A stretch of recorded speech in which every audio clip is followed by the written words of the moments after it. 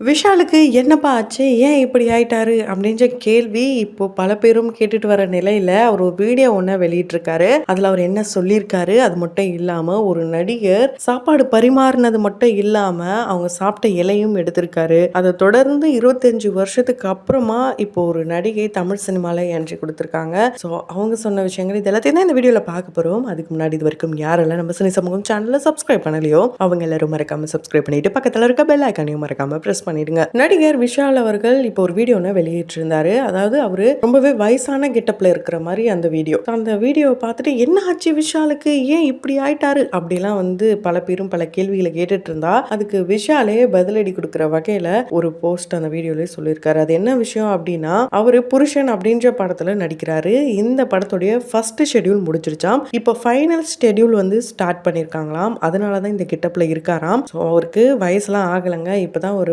40+ ஆகுது. அதுக்குள்ள 60+ ரோல்லாம் நடிக்கிறாங்க. இப்போ இருக்கிற நடிகர்கள்லாம் அந்த 60+ ரோல் எடுத்து நடிக்கணும், அந்த கெட்டப் போடணுன்ட்டு ரொம்ப ஆர்வமா நிறைய கெட்டப்ஸ்லாம் போட்டுட்டு இருக்காங்க. நடிகை ராதிகா அவர்களுடைய தாய்க்கிழவி படம் பார்த்தீங்கன்னா, அவங்களே அந்த வயசான கிட்டத்தட்ட 80 வயசு தோற்றத்தை காட்டணுன்றதுக்காக ரொம்பவே சிரமப்பட்டாங்க.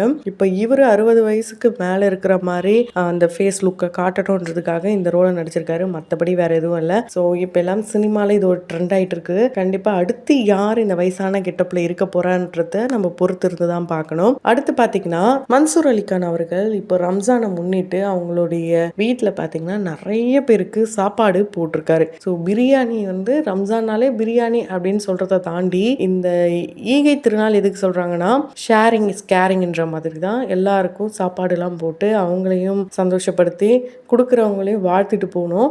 ஸோ அந்த மாதிரி இங்க அவருடைய கையால சாப்பாடு போட்டது மட்டும் கிடையாது, அவங்க சாப்பிட்ட இலையும், மற்றவங்க சாப்பிட்ட இலை எச்சில் இலையை கூட எடுத்து போட்டிருக்காரு. இது ரொம்பவே பெரிய விஷயம் தான். ஏன்னா அவங்க சாப்பிட்டது ஏன் நம்ம எடுக்கணும்? இப்பெல்லாம் ஃபேமஸ் ஆகணுன்றதுக்காக சாப்பாடு போடுற மாதிரி எடுக்கிற மாதிரி இப்படிலாம் போட்டோ வீடியோஸ்லாம் எடுத்து போட்டுட்டு இருக்காங்க. ஆனா இந்த மனுஷன் அவங்களுக்கு சாப்பாடு போட்டது மட்டும் இல்லாம எச்சிலையும் எடுத்து ரொம்ப ரொம்ப வைரலா பேசப்பட்டு வராரு. உண்மையாலே டவுன் டு எர்த் பர்சன் தான். என்னதான் இருந்தாலும் நடிகரா இருந்தாலும் அவங்களுக்குலாம் கொம்பு முளைக்கல, நாங்களும் சக மனுஷங்க தான் அப்படின்றத ப்ரூவ் பண்ணியிருக்காரு. உண்மையாலே இது ஒரு நல்ல விஷயம் தான். இதே மாதிரி நடிகர்கள்லாம் இருந்தாங்கன்னா ரொம்ப நல்லது. சும்மா கேமராக்காக மட்டும் ஆக்ட் பண்ணாம ரியலாவும் இருந்தாங்கன்னா ரொம்ப ரொம்ப நல்லது. இது அவங்களுக்கு தான் எல்லாமே சேரும், அந்த பிளெஸிங்ஸ்லாம். இவர் செய்த இந்த செயலை பார்த்து நிறைய பேர் வாழ்த்துக்கள்லாம் சொல்லிட்டு வராங்க, பிளெஸிங்ஸ்லாம் கொடுத்துட்டு வராங்க. அந்த வகையில் இவர் செஞ்ச இந்த செயலை பத்தி நீங்க என்ன நினைக்கிறீங்கன்றத கமெண்ட் பாக்ஸ்ல கமெண்ட் பண்ணுங்க. நடிகை சங்கீதா அவர்கள் அப்படின்னு பேரை சொன்னா டாக் ஆஃப் த டவுனாவே மாறிட்டாங்க.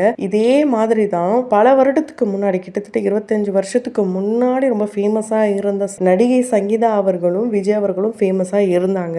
அவங்களுடைய அந்த படம் மூலயமா தான் விஜய் அவர்களுடைய இந்நாள் மனைவியான சங்கீதா அவர்களும் இருக்காங்க. ஸோ சங்கீதா நேம் மட்டும்தான் அப்போ ரிவீல் ஆச்சாம். அதுக்கப்புறம் தான் அட இந்த சங்கீதா வேற, தளபதி கல்யாணம் பண்ணிக்க போற பொண்ணு வேற அப்படின்ற மாதிரிலாம் தெரிய வந்திருக்கு. ஸோ அவங்க பல வருஷமா வீட்லயே நல்லா சாப்பிட்டு ஜாலியா இருந்தாங்களாம். இப்போ 25-26 வருஷத்துக்கு அப்புறம் தமிழ் சினிமால ரீஎன்ட்ரி கொடுத்தது ரொம்ப சந்தோஷமா இருந்தாலுமே ரொம்ப கஷ்டமா இருக்காம். ஏன்னா ரொம்ப தெனாவட்டலா இவங்க இருப்பாங்களாம். இப்போ நைட்லாம் கண்ணை முழிக்கணும், ரொம்ப ரிஸ்க் எடுத்து ஒர்க் பண்ணணும் அப்படின்னு நினைக்கும் போது ரொம்ப ஸ்ட்ரகிள் பண்ற மாதிரி இருக்காம். இருந்தாலும் இவங்க கூட இருக்கிறவங்க எல்லாம் பார்த்து இன்னும் எந்துவா ஆகுறாங்க. ஏன்னா அவங்க எல்லாம் ரொம்ப ஆக்டிவா இருக்காங்க. ஸோ நம்ம மட்டும் ஏன் இப்படியே இருக்கணும்? கஷ்டப்பட்டாதான் நமக்கு ஏதாவது, நம்ம கம்ஃபர்ட் ஜோன்லேயே இருந்தால் வேலைக்கு ஆகாது. இந்த கம்ஃபர்ட் ஜோனை விட்டு வெளியே வந்தால் தான் நம்ம முன்னேற முடியும் அப்படின்னு நினைச்சு இப்போதான் அவங்க வெளியே வந்திருக்காங்க. எத்தனை வருஷம்னா 1-2 வருஷம் இல்லைங்க, 25-26 வருஷத்துக்கு அப்புறம். எந்த படத்துல இவங்க இப்ப கமிட் ஆயிருக்காங்கன்னா காளிதாஸ் 2ல தான். ஸோ கண்டிப்பா இந்த படம் வெற்றி அடையணும்.